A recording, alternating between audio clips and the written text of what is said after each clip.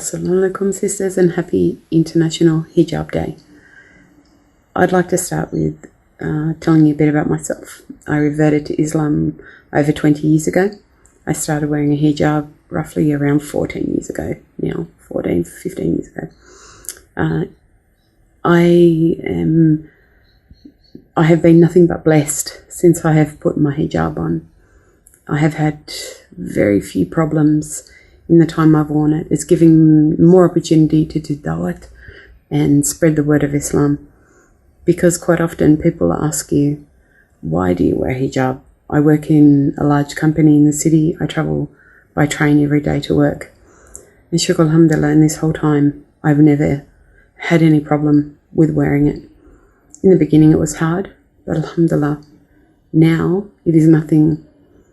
It is part of my life, my world. Thank you.